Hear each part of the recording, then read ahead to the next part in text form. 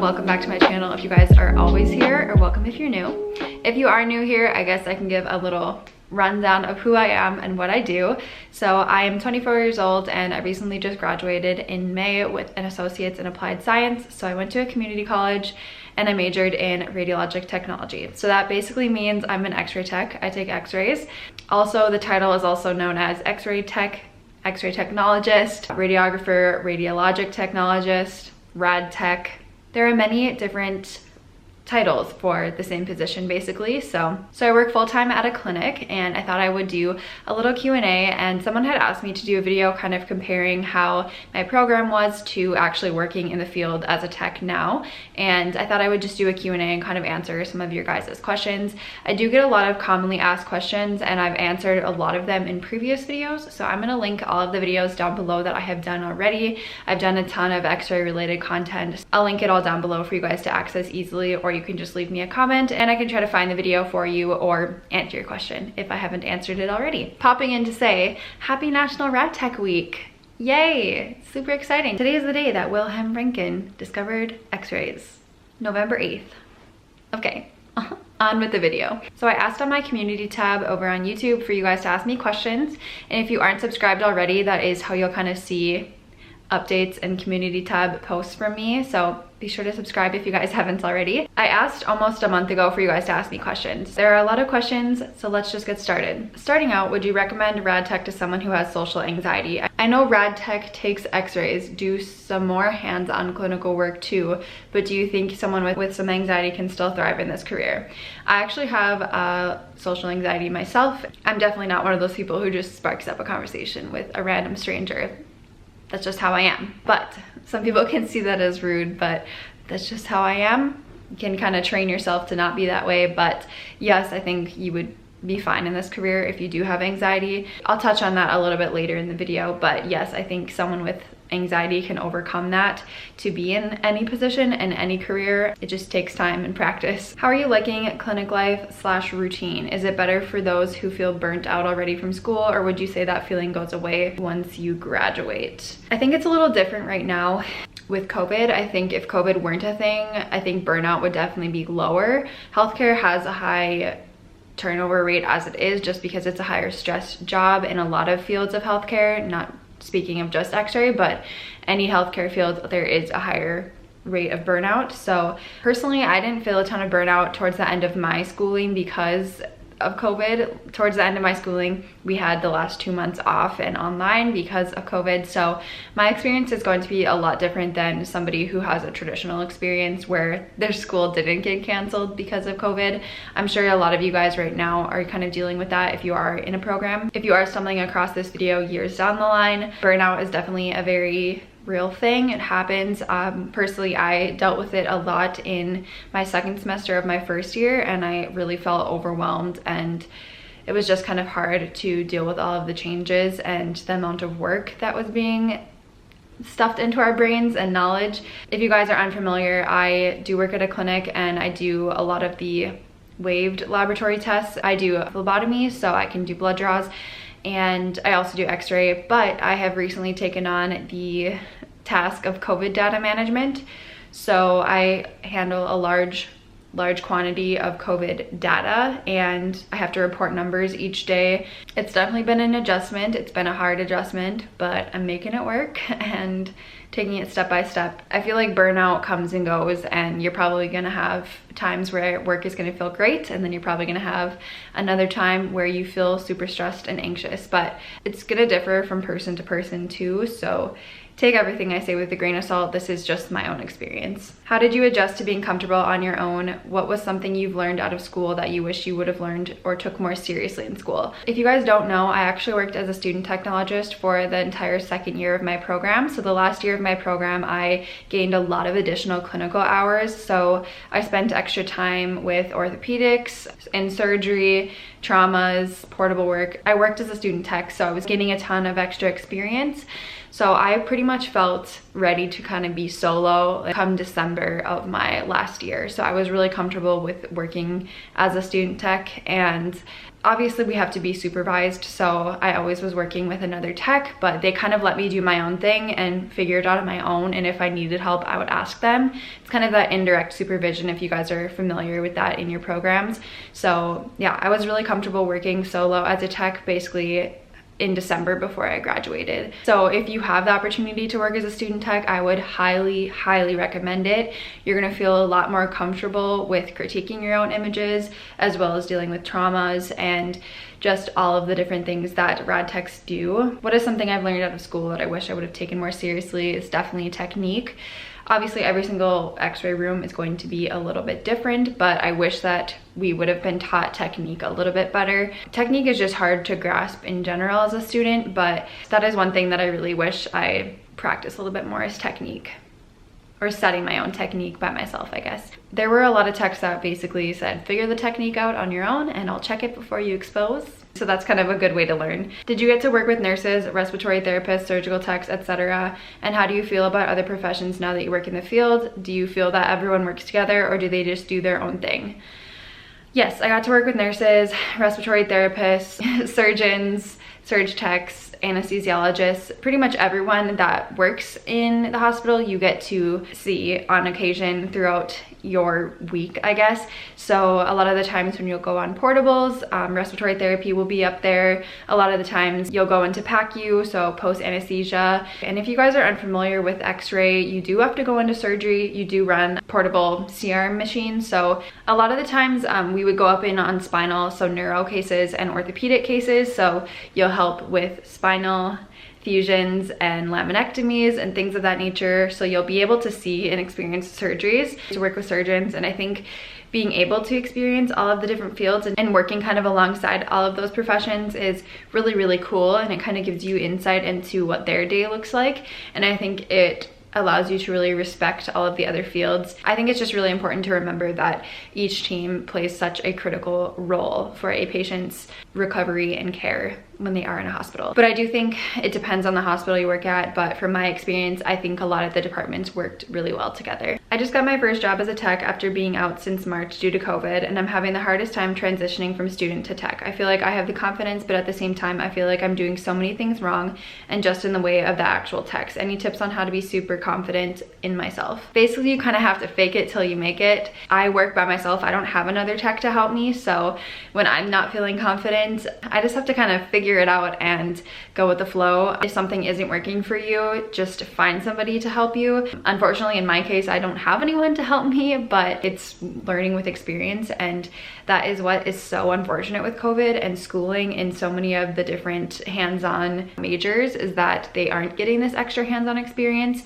So yeah, I think I can't even imagine what it must feel like to have missed out on that clinical experience. Like I said, thankfully for me, I worked as a student tech, so during COVID, I was working with the COVID patients and still practicing x-ray from March until I graduated in May. So I was very thankful for that. But yeah, just fake it till you make it and give yourself a pep talk, because I know how you feel. Everyone has those days. And remember that everyone has been in your position being a new tech, and try not to be so hard on yourself. I was in a rad tech program but gave up because of the math and physics portion. Is it really utilized in the job as much as the professor said? No, physics really isn't involved in your day-to-day activities. However, you do have to know it to pass your boards. A very large majority of your ARRT boards exam is going to involve physics and math, and unfortunately, although you don't use it day to day, you do have to know it for the ARRT exams. When I was shadowing the rad techs, they told and showed me that they do IVs on patients themselves. I know the CT techs have to administer them a lot. My program also includes the IV licensure. I didn't think I would have to be doing that. I have a weird thing about veins. Do you do them often, and if so, how was it?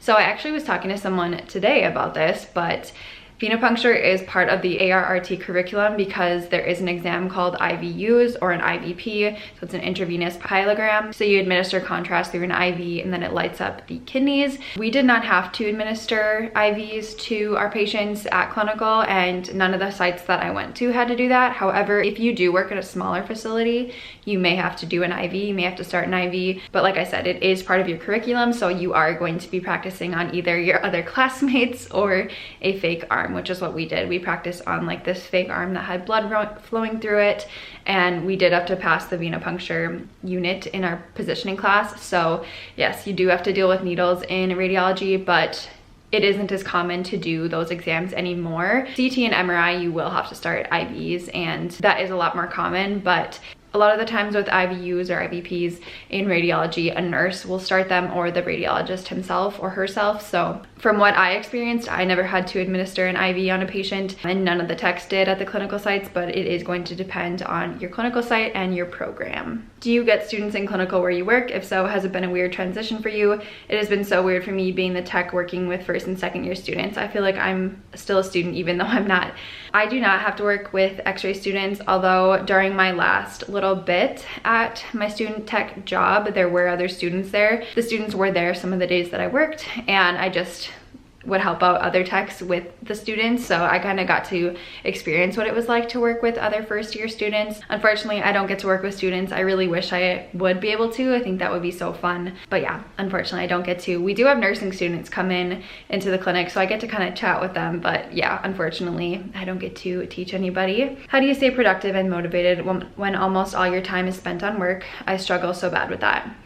Yeah, it's really, really hard. Right now our hours are 8 to 5, and occasionally if it's like a holiday or the summertime, our hours are 7:30 to 4. So yeah, a large majority of my day is spent at work, and it's hard to kind of find that balance, and I'm still struggling with figuring it out, but that's adulthood and it's kind of hard, but you have to definitely make sacrifices and give up things that you don't want to give up. Make time for what you can, do things in the evenings and on the weekends, and you'll start to transition into that work lifestyle.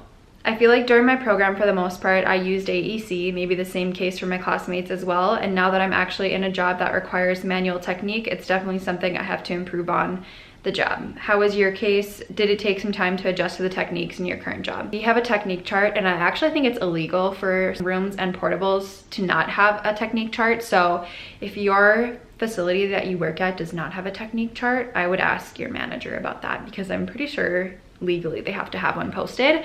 But I always go off of the technique chart, and if the patient is a little bit larger, I'll bump up the technique. Of course, the 15% rule is something that we learned about, so you're gonna want to increase KVP rather than mass. Another thing is to pay attention to your EI number, so your exposure index. Other terminology is like the S number. So yeah, just paying attention to that and seeing how your exposure is either under or overexposed. And that is one thing, it's called dose creep.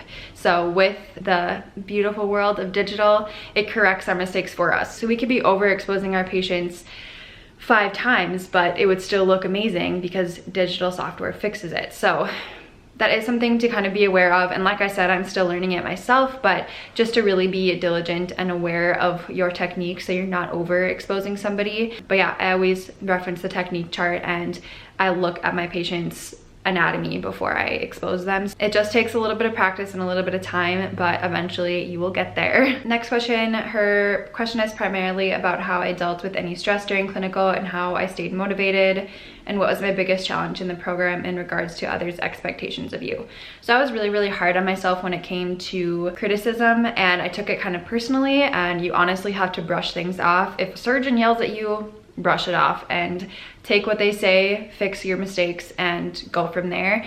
I always took things really personally in the first year, and you just can't do that. Healthcare is kind of like a high stress environment as it is, so if you're in a trauma case and somebody yells at you, just correct your mistake. Don't be too hard on yourself. That was something I really struggled with.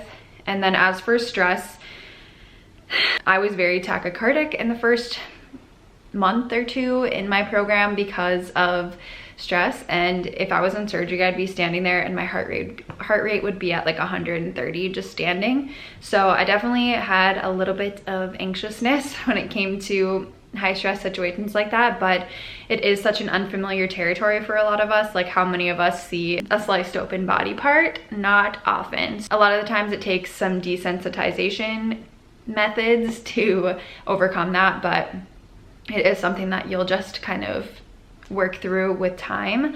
And then as for motivation, it was really, really hard, and at times I did struggle with wanting to keep continuing on, but I think it's finding those things that you enjoy doing in your free time and then finding kind of like a little escape outlet. So I personally started to work out towards the beginning of my second year. I started cycling, and I really enjoyed that, and I think it was something that I always looked forward to. Just keep telling yourself that it isn't permanent and school isn't permanent. You'll learn and you'll grow with time. The community college I had applied for generally is a 2-year waitlist. For someone who had completed a degree in natural sciences, what few subjects should be reviewed before starting the rad tech program?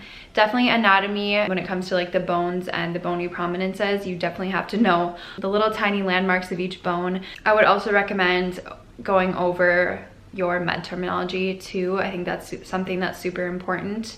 But that's all I can think of at the moment. From clinical perspective, do you find it easier to work in a hospital or an office setting? Is there really a lot of math involved in the field? Can you get a bachelor's degree in the field? And what different modalities do you get to experience when in clinical? First question. So I think personally, clinic experience was easier.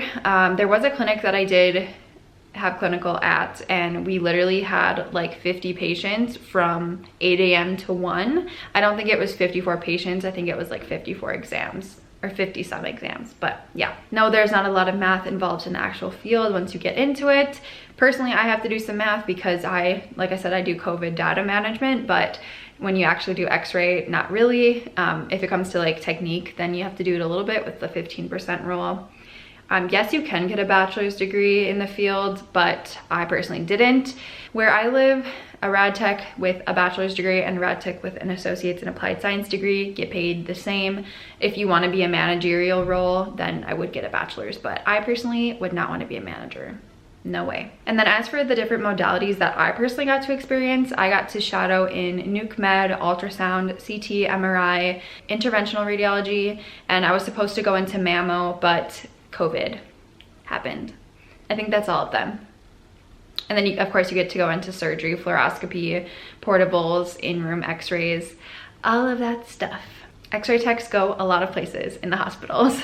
Next one, I'm currently almost halfway through my rad tech program. Congrats, that's so exciting. I would like to know if there's anything you do out in the field that you feel your program didn't touch on enough or at all. In my program so far, they've really skimmed over doing things like IVUs and barium enemas because they're not as common in the field. Also, is there anything you came across while working that you wish you had learned more about or didn't learn at all? Like I said, I work at a clinic. We don't do fluoroscopy or anything, but it depends where you work. But we did a lot of fluoro exams at my clinical sites. I think I saw maybe like 2 IVUs in my 2 years of clinical. So yeah, IVUs definitely aren't as common, but it depends where you work. And then is there anything I've come across while working that I wish I learned more about? Is probably maybe like to warm up and I guess and to troubleshoot a room. I had a lot of issues with our Philips equipment in the place that I worked at as my student job. We had 2 Philips rooms and they were a pain in the butt when they didn't want to work. So I think if I could have learned how to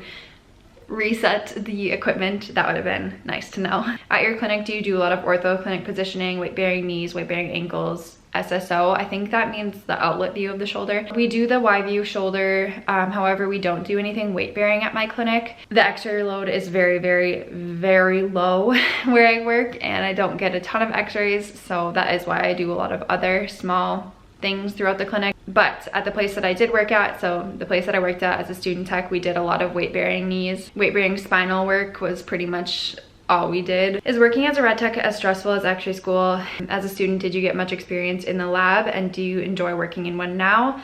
And will I ever have to do an axiolateral oblique mandible in real life? So I don't think working as a rad tech is as stressful as it is in school. I think school is so overwhelming because you're learning so much and experiencing so many new things at one time. So it's just kind of like, and did you get much experience in the lab? Actually, no, I didn't work in the lab at all. That isn't something that's part of the ARRT curriculum, but it is something that is involved in my job. So if you work at a slower clinic, they might ask you to be involved in the lab. I personally love working in the lab. I think it's so fun. And I have never, ever done an axiolateral oblique mandible, except for in positioning class. So I need to find some wood to knock on.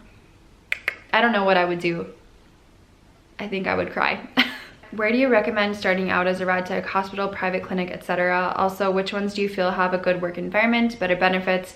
I'm graduating in 1 semester. Congratulations. So it's going to depend on what you like. I know some techs hate working in a clinic environment, but I personally really like it. I also liked working in a hospital environment. It's just different. I don't even know how to explain it. Hopefully you were able to kind of experience both in clinical, but I personally like working in both. Benefit wise, I don't really know. Benefits are going to be different at every single facility. I didn't get benefits with my student job since it was just a like per diem flex position, but with my one now I get really good benefits. Definitely inquire about benefits if you are interested in applying somewhere. Will you further your studies? Yes, I'm going to be going into CT and MRI very soon. Next question, is rad tech your end goal? My previous question just answered that. No, it is not. Are you in the OR a lot or mainly outpatient? So like I said, I work at a clinic, so we don't have surgery, but when I was a student tech, yes, I was in the OR quite frequently. How was it being in a school, going to clinicals, to graduating and becoming a tech? Was it scary being on your own now and not having someone to teach you, or how was the transition? Like I said earlier, I didn't really have much of an issue transitioning because I did work as a student tech, so I did gain a lot of additional experience. So again, gonna reiterate, if you have the opportunity to work as a student tech, do it. It's so helpful and you'll gain so much more confidence and freedom, kind of. If you can talk about the exam to get licensed, that would be amazing. I'm a 2nd year student in a radiology program myself and will be hopefully graduating this upcoming semester. So I get this question a lot. How did you study for the ARRT exam? What did you use? I've already done that video.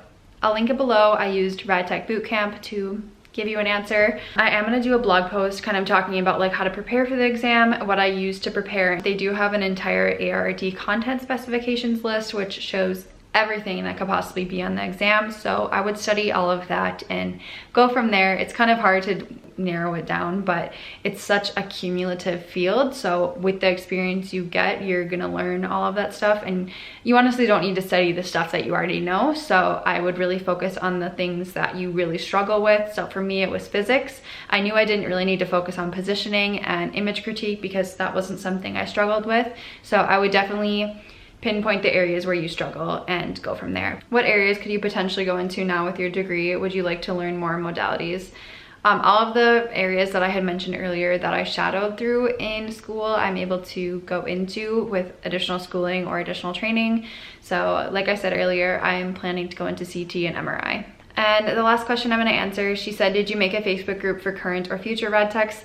Yes, I did. So if you are in any imaging field and you want to join that group, go for it. It's for people who are interested in the field, so prospective students, current students, registered techs, anyone who wants to join, feel free to join. I'll link it down below. Any advice for preparing or studying for the ARRT exam? I'll link that below. I already answered that question. And then, did you have to take a state board exam? And she's from Texas, and it's a new law that they have to take a test for the test medical board and the ART. No, we did not have to take a state exam. You do have to be licensed here. Well, that's one thing I haven't touched on. Certain states have a state licensure and certain states do not. Minnesota, our neighbor, you do not have to be licensed, but here in North Dakota, you do. And then, how was the transition from x-ray student to licensed techs? Are your coworkers lenient with you being a first year tech? So again, I've kind of already said this. Right now, like I said, I don't work with any other techs, so I am my own person who can critique me on my x-ray stuff, as well as the radiologist, of course. So, all right, I've been recording for like 50 minutes. This has been the longest Q&A ever. I'm gonna go edit this and upload it for you guys, and hopefully that answered some of your questions. If I didn't answer your question, or any of my other videos didn't answer your question, definitely leave a comment down below and I'll get back to you as soon as possible. I check my comments constantly, so I'll get back to you. Thank you guys so much for watching. I'll see you guys very soon in a new video.